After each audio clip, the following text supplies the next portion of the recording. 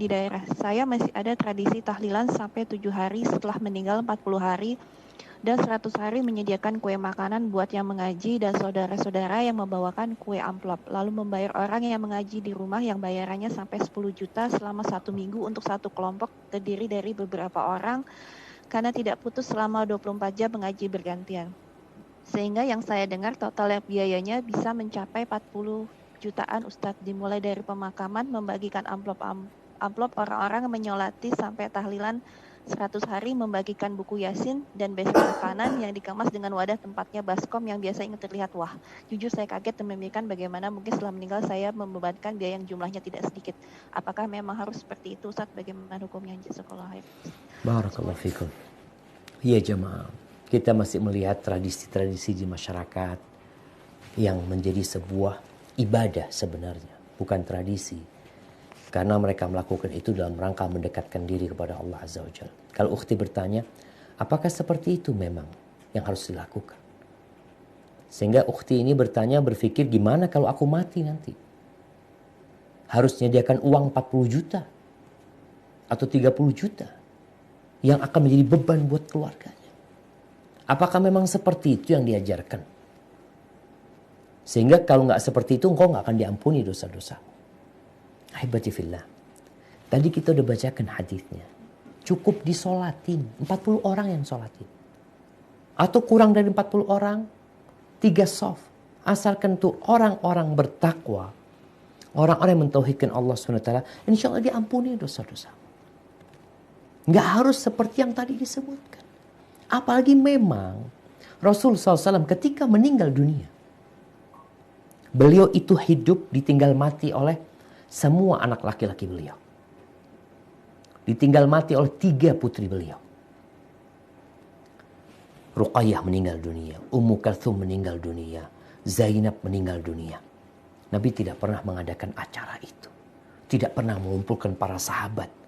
Lalu membaca doa bersama-sama. Berzikir bersama-sama. Lalu makan. Nggak ada. Ketika Nabi SAW meninggal dunia, apakah Abu Bakar melakukan itu? Tidak. Ketika Abu Bakar meninggal dunia, apakah Umar melakukan itu? Tidak. Ketika Umar meninggal dunia, apakah Utsman melakukan itu? Tidak. Ketika Utsman meninggal dunia, apakah Ali bin Abi Thalib melakukan itu? Tidak. Nggak ada. Terus gimana supaya diampuni? Betapa mudahnya sunnah Rasul SAW. Biaya yang perlu itu adalah biaya untuk pemakaman. Ya, kalau harus beli tanah, harus beli kafan, ya, itu biaya yang dikeluarkan. Adapun mensolatin tanpa biaya, kita bicara ikhlas lillahi ta'ala. Setelah pemakaman apa yang dilakukan? Selesai, nggak ada apa-apa. Kayak gitu, Ustaz. Ya seperti itu Nabi SAW. Jadi kalau ada yang mengatakan bahwasanya orang yang meninggal dunia yang tidak ditahlili umpamanya dikatakan seperti bangkai. Apakah benar engkau mengatakan itu? Benar engkau mengatakan itu. Bagaimana Rasul SAW ketika meninggal dunia?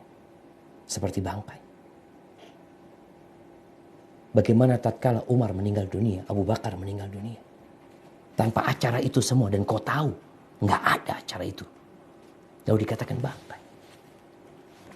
Maka cobalah kita melihat Islam ini agama yang indah. Sunnah Nabi SAW itu ketika engkau meninggal dunia, engkau dimandikan, dikafani, disolati, dikuburkan, selesai. Terus Ustaz, masa nggak ada acara macam-macam? Ya terus berdoa keluarganya.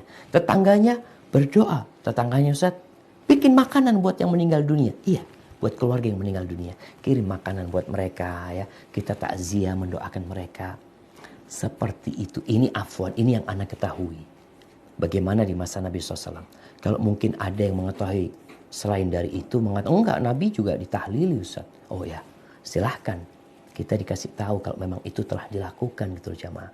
Karena dalam beragama ini, ya kita ingin mengikuti yang paling benar gitu ya. Sebagaimana yang diajarkan oleh Nabi SAW. Hadza wallahu a'lam bishawab. Nah.